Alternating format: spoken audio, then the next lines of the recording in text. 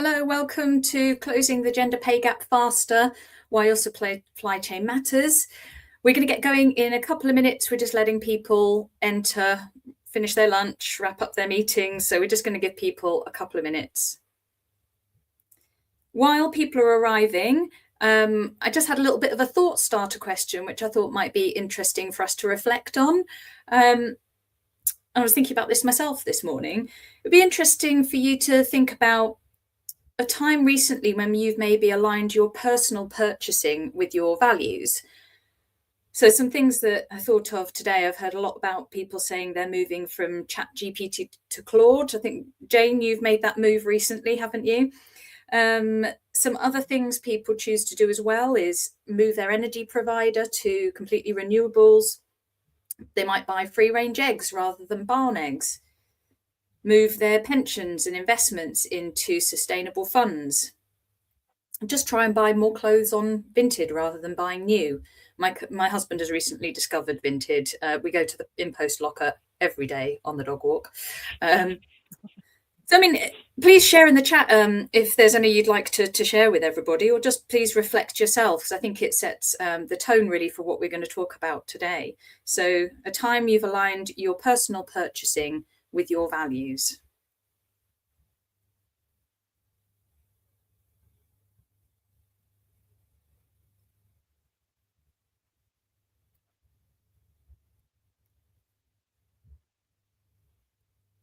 So I think we're going to get cracking as people dribble in. So welcome to Closing the Gender Pay Gap Faster, Why Your Supply Chain Matters. Bit of a mouthful that, isn't it? So today, this is being recorded so that we can share it with other colleagues.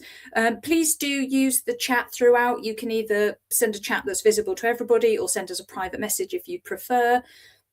Either ask questions through the chat as we go along, but there will also be a Q&A at the end where we'll be answering your questions. So I will take you through what we're doing today. So today we are focusing on the gender pay gap in supply chain specifically. So we're going to touch on who we are and why we care at Weave Analytics. Importantly, what the gender pay gap is and what it isn't, and why it matters specifically now. We're going to talk about the fairness visibility challenge within supply chains and where current approaches are not quite hitting the mark for organisations.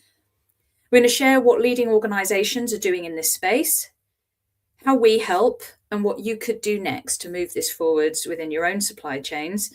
And then, as I said, we'll have a Q&A at the end, but please do use the chat throughout. You may have seen this in the news a couple of months ago. There were lots of headlines around the UK's gender pay gap won't close for 30 years at current rates. That is a long time. That is another generation. And we at Weave Analytics truly believe that supply chains are key to accelerating this. If we can work together with our suppliers and use purchasing power for good, we can close this gender pay gap sooner and create more opportunities for women at work. So who are we and why do we care about this? So we are Weave Analytics, and we help organisations reduce risk in their supply chains and build stronger, fairer supply chains by measuring and improving diversity, equity and inclusion, both across and within their suppliers. So what do I mean by across and within? Well, there is obviously a lot about diversity of ownership, management and control, responsible purchasing. That's kind of what we look at across. So what's the makeup of your supply chain, for instance? But we focus specifically also within suppliers. So what does fairness look like within each of those supplier organisations? What does that mean for you? And how can we all work together to improve it? So Jane and I are 2 of 4 directors at Weave Analytics. We are over 50% female-owned SME, and our directors are 75% female. So this is a topic very close to our hearts. I'm Angharad Ross. I'm the CEO. I'm ex-Johnson & Johnson Reckitt, and I also have experience leading the Women's Leadership and Inclusion Employee Resource Group, which was an amazing experience, but I think it gave me a really good insight into a lot of the challenges in this area. lack of data, not enough time or resource on top of my busy day job already, no budget, and very little support, and not enough to get going on what we needed to do. And when I left corporate and I trained to be an executive coach, I also founded Weave to close the good intentions gap. There's loads of really great intentions, lots of great things going on, but they're not leading to enough action. And that's why we believe through supply chains, we can create more actions. Jane, over to you. I'm Jane Finch. My pronouns are she, her, and I'm the Director of Consultancy at Weave Analytics. I spent over 30 years at Pfizer, and I had a number of different roles, but included in that auditing and training. And I also became involved with inclusion. And one of the last projects I worked on, in actual fact, was related to closing the gender pay gap. And I'm a D&I strategist.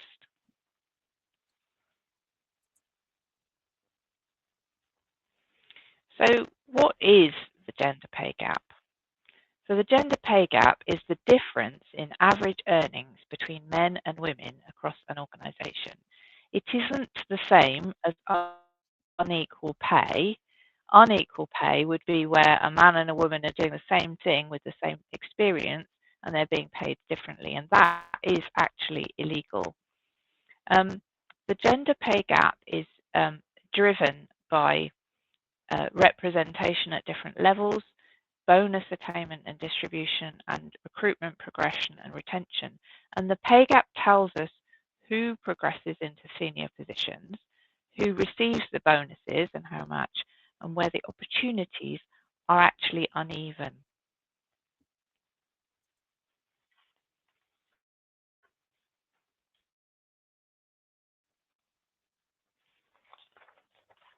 To go on to the next, yes, thank you.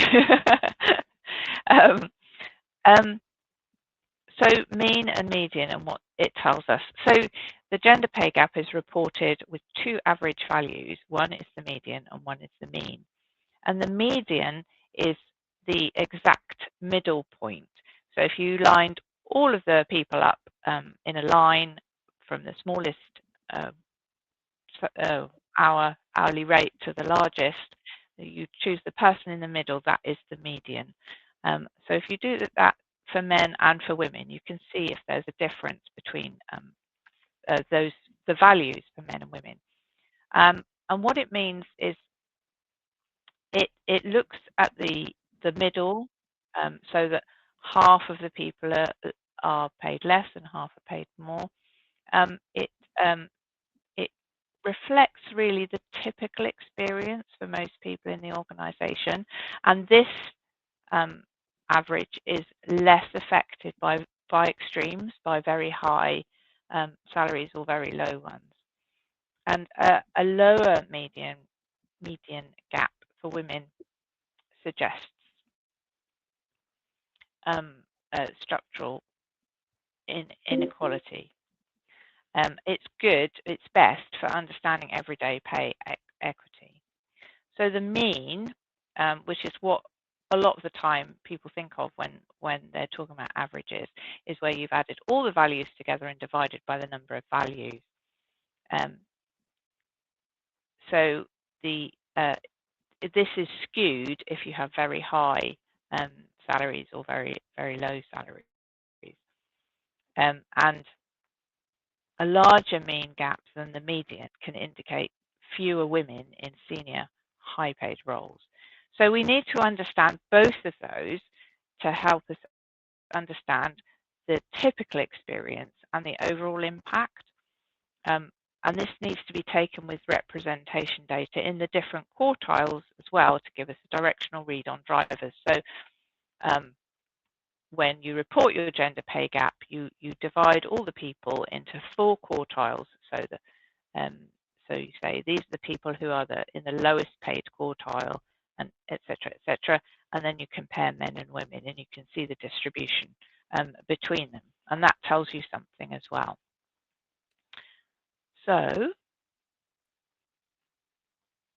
the headline data is rarely the full picture, because the pay gap is as a consequence of what's going on in your organization. And inclusion or lack of inclusion is what's driving that that gap.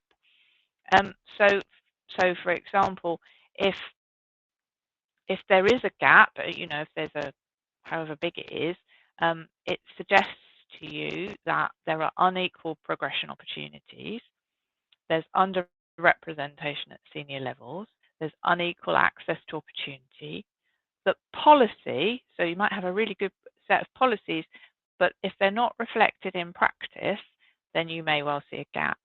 And it tells you something about the culture and the lived experience of people in the organization.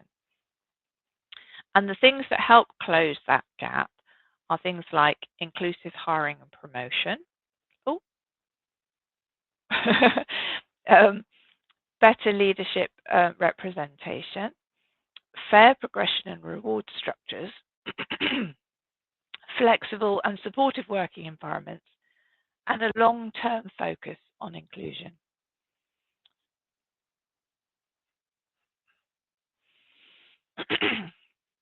So why do pay gaps matter, especially right now?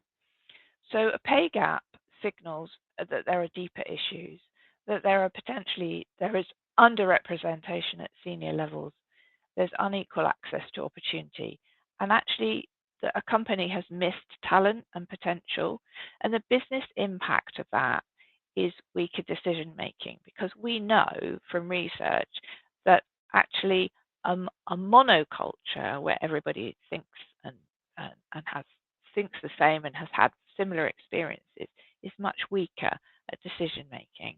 It reduces innovation because it's thinking differently that helps to innovate. And it also means that there's lower resilience and performance. And the reason for this, resilience comes within a team or a company from having lots of different people, and you kind of flex with different situations, and you're able to think about different alternatives, which makes you stronger. And in addition to that, and this is where, especially right now, mandatory reporting of gender pay gap action plans starts in 2027. So up until this point, the government have just said, if you have more than 250 employees or relevant people in your company, you need to report the gender pay gap. And we've now got 10 years of data, and the government can see that actually it's not changing as fast as it should.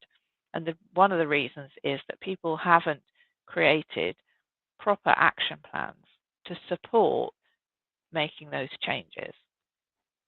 And the other issue here is that mandatory ethnicity and disability pay gap reporting is also expected soon. Now, if you haven't got to grips with gender pay gaps, then you're going to find ethnicity and disability pay gaps even harder. And there's a lot of work to do there, and companies, we know that companies are not necessarily ready for that. And purchasing, and this goes back to what Anne Harrod said at the beginning, purchasing is becoming much more values-led. And yes, she's quite right. I did switch from ChatGPT to Claude because from an ethics point of view, and so many other things as well. And it's not just people, my age, many people in the workplace are now making decisions, purchasing decisions, where they work kind of decisions based on their values. And if we look at B Corp specifically, the B Corp standards have already changed to include fairness in supply chains, and that's a much stronger message coming out in that now. Thank you, Jane. I think that's a great explanation. Thank you so much. And I think what's really interesting is how many companies are really focused on this. We do see polarization in our data. Companies are really into this, tracking data voluntarily and really going for it and seeing the results of that, or they're quite a bit earlier in their journey and there's a lot still to do. So you see this almost polarized effect. But a lot of organizations are making real progress internally. There is greater reporting. We've discovered through our work that there are quite a few companies that are voluntarily reporting on the government gender pay gap portal, despite being under 250 employees in the UK, because that's their values. They are increasing awareness internally in organisations. Many more have employee resource groups. There's clearer accountability. These sorts of things are reported in their annual reports to shareholders. So gender pay gaps are reducing, and there's some improvement in senior representation, but it's slow. And there's all this great work that we can do internally in our organisations, but actually more people sit in your supply chain than in your direct workforce. So are you as an organisation, when you're purchasing, helping or hindering the gender pay gap? Now, it's really hard to be able to answer that question, isn't it? And there's a real challenge here when it comes to supply chain visibility, when it comes to something like fairness. There's a lot of assumptions that diverse ownership, for instance, equals good inclusion cultures. And that's definitely not the case. Just because it's a female-owned organisation like ours doesn't necessarily mean that there's a real focus on fairness and that there are the right things in place for that. And it's particularly hard for smaller companies. You know, we are a small business. We don't have that many people. And therefore, it's much easier in a way to skew things like the data on gender pay gap. There is really patchy data. There are a lot of companies obviously doing much more now through RFPs to get more data at the beginning as they're going through choices about which suppliers to use, and also part of that onboarding, they're getting a lot more data. But when they look at their existing supply chain, data is really patchy. You may find in your top suppliers only about half are even reporting gender pay gap, because most don't have to, so they don't. They also may have patchy data internally. They might not be tracking the correct demographic data voluntarily. It can end up being a bit of a box ticking culture if it's not careful. Most companies only focus on tier one. And there are a lot of audits around human rights or sustainability that miss really important inclusion issues like gender pay gaps. And we completely understand there are so many things procurement teams already need to do that this is another thing. And because of the lack of data and the challenge of getting good data, it can be a really high admin burden. And that's why it's actually really difficult to do on your own. But unfortunately, your suppliers' pay gaps are becoming your problem. It's a commercial issue as well as a moral issue. And that's because, as Jane's explained, fairness significantly increases resilience performance and reduces reputational risk. So if you don't know what the fairness looks like across your suppliers, you don't know where the risk is to your reputation. And when we talk about this with our clients, we sometimes half jokingly refer to Panorama. You don't want Panorama to go and find out something about your suppliers before you do. And that is the reputational risk of things like fairness. We have had experiences where factories have been found to employ no women, for example, not a single one. And clients are just not aware of this stuff, because is that going to be picked up on a human rights audit? No, because of no issues with the working environment there. Is it picked up when they do sustainability audits that maybe have a tiny bit of fairness in there? Probably not. As Jane said, diverse and inclusive organisations are more innovative, so they make these better decisions, which means they've got 19% higher innovation revenue, which ultimately benefits you, and up to 87% improvement on decision making. Now, you want these things from your suppliers. Of course you do. It helps you perform better too. So we know that fairness is really important when it comes to supply chains. And with the greater reporting that's coming along the line, of course, there's going to be greater visibility. And that means more questions for them and more questions for you. Especially with action plans becoming more visible, it's going to be really obvious which companies have good action plans, strategic good action plans with owners and of responsibility and senior sponsorship, and those that don't. So what are a lot of organisations doing at the moment? Most organisations at the moment are focusing mainly internally on fairness. They're doing their own International Women's Day. They're doing their own reviewing of shared paternity and shared parental leave, part-time working, etc. But as we said, your organisation is a small proportion of your impact on fairness. There are now quite a lot of these more general supplier sustainability surveys with some small basic DE&I measures included. Now that's a great start, already better than maybe 5-10 years ago. But often these questions are too broad, or they're not really asking enough to really uncover true inclusion within an organisation. And they're unverified and they can miss key inclusion risks. It's just not enough.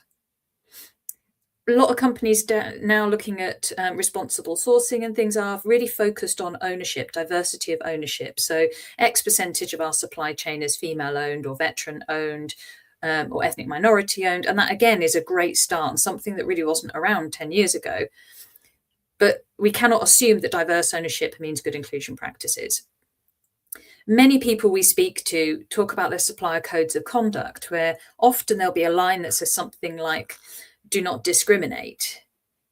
And again, good start, sets some expectation, but then there's a lot of trust being placed on suppliers that firstly, they know what that means. And we know that that varies, especially across cultures, but that also that's being followed. So it's not always clear what do not discriminate means. And then also it's not followed up enough. It's not checked. Those standards are not being upheld. And a lot of companies are not clear beyond don't discriminate. You know, what does the specifics of that mean? What are the expectations and values we have for our suppliers? Many look at headline data only. So those that are starting to go beyond mandatory reporting are maybe only looking at things like, well, what is the average supplier pay gap across our supply chain? But as Jane's already explained to us, that's not enough. It's all well and good looking at that headline data. They're the outputs, but we've no idea what's going on behind that in terms of inclusion or fairness practices that are actually driving the outputs of those numbers. If a supplier group has improved, great, but how? What are they doing differently? And therefore, what can other suppliers learn? What can you learn in order to help close the gender pay gap faster, as an example? Often companies are just not assessing inclusion within suppliers, and that misses key risks. So what are leading organisations in this space doing? So the key thing is that they're going beyond current legislation. Current legislation pretty much says, as Jane has already explained, over 250 employees in the UK, you're expected to report across a handful of metrics when it comes to the gender pay gap. Yes, in a couple of years, that will also be disability pay gap and ethnicity pay gap. But so many will only do the absolute minimum. But leading organisations are going beyond that. They are voluntarily reporting if they don't have to. They are collecting broader demographic data for themselves. And then they're asking the same questions of their supply chain. What is that supply chain wide visibility of not just the output, so the data around gender pay gap across those measures, but what's actually going on within those suppliers when it comes to fairness? They're developing consistent and comparable measurements. They're understanding the maturity across suppliers when it comes to inclusion. We know not everybody is at the same point in the journey, and that's okay. It's definitely more difficult for certain industries. So, for instance, construction or law, where there are much deeper ingrained historical structural challenges with something like the pay gap. Now, that doesn't mean they sit back and do nothing, but it does mean that they may have a longer journey to go. And that just means they need more support. This is all about supporting, not policing. And that's where sharing best practice across the supplier base comes into its own. If you know where there's real strength when it comes to fairness within your supply chain, how can you tap into that and get them to support other suppliers, share best practice, share their experiences? And if you know where some are struggling more, What help do they need maybe earlier on in that journey with things like collecting the right data and continuing on that journey of building up on inclusion? That can then target the support, collaboration, and resources where needed instead of a kind of scattergun approach. And that increases transparency, including they're doing things like publishing supply chain insights on fairness topics like the gender pay gap. So it's all about visibility, understanding where your suppliers are, identifying areas for support, collaboration, and being really transparent about it. Now, we get that this is actually really difficult to do because of that inconsistent data, because of the resource challenge on already in very busy roles. And it also does require specialist knowledge. We don't expect everybody to have a DE&I strategist like Jane's knowledge across these areas. And that's where you need help. So how do we help as an organisation? So we bring together deep expertise in fairness. We are experienced in assessing and auditing global supply chains. So our operations partner, Verisio, have been auditing global supply chains on ESG topics for, 11 years, maybe more, I think now. We bring together structured, consistent measurement. Fairness is actually something that is quite seemingly intangible. Our job is to make it as tangible as possible and therefore measure it. And you've got to measure what matters. If you don't measure it, you can't do anything about it. So we help organizations assess inclusion maturity across their supply chain on all sorts of fairness topics. We surface themes and patterns from that data, identify which suppliers are leading and which ones need support. And then we turn those observations and insight into targeted recommendations that are going to help move the dial and close something like the gender pay gap faster. So we genuinely support with those action plans, which are going to be visible for companies with 250 people or more in the UK very soon. So what we help with, well, obviously understanding your gender pay gap within your supply chain, which is what we're talking about today, but we can do full DE&I assessments for any tier at any scale, pretty much in any country. You know, local laws and customs have to be taken into account, of course. We can look at supplier diversity only, ownership management and control. We know that that is a hot topic for many organisations. But as we've said, that will only give you a very small view of what is going on for an organisation. So that's where we look at within the suppliers, what are the fairness metrics, what's actually going on from a fairness point of view within each supplier.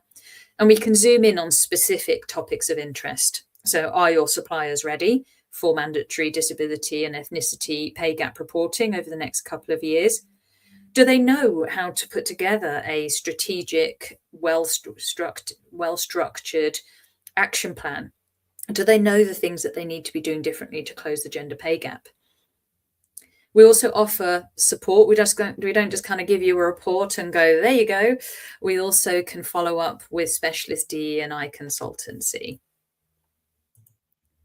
And we take a 3-step approach to this. Firstly, we just assess. So we get all that data together and we work with our clients to tailor this.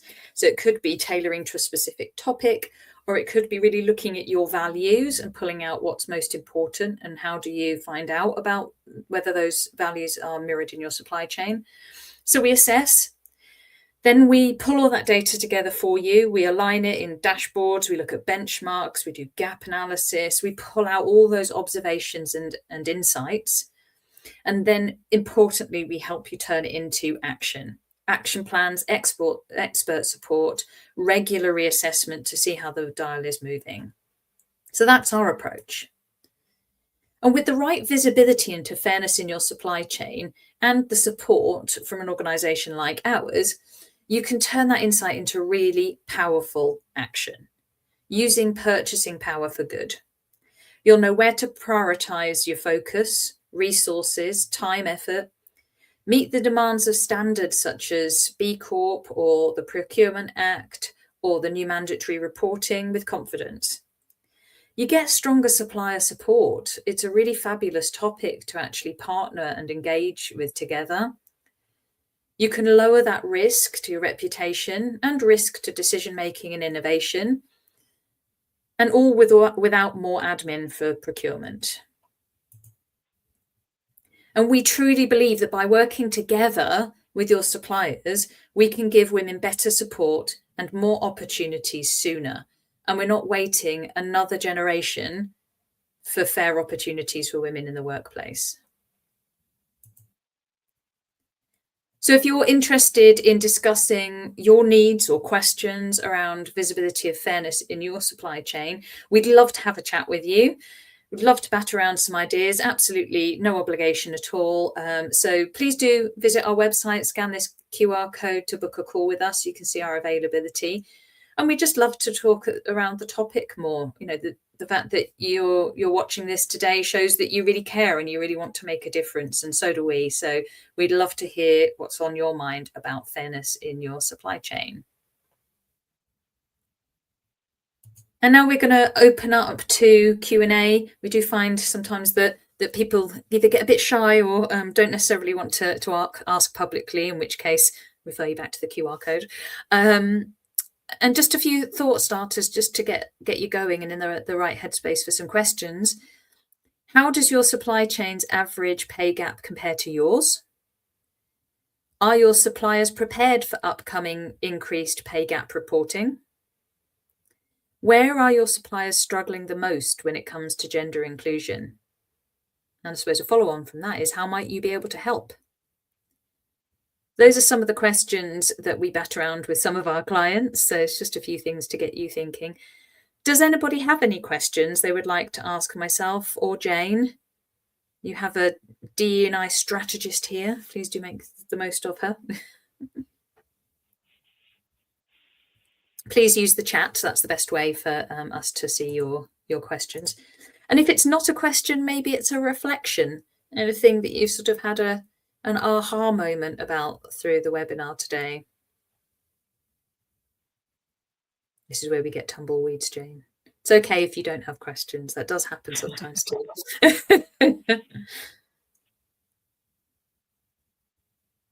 We've obviously answered all the questions, Jane. That's what it's been. Such a thorough explanation of the pay gap there and how it applies to supply chain. Yeah, indeed. So you know where we are. If you would like to ask more questions, drop us a message on LinkedIn, book a call. Always happy to chat. But hopefully today we've given you more information about the gender pay gap, what it is, what it isn't, how it connects with supply chains in terms of visibility, risk, supplier engagement, and then also what role supply chains can genuinely play in closing that gap. So we are giving our daughters, nieces, cousins better opportunities than maybe we have. Thank you very much for your time and attention today. We're glad we answered all your questions in the slides. Please keep in touch. Ask any questions afterwards if you'd like to. Thank you for your time and attention today, and let's go and close that gap faster. Thank you very much.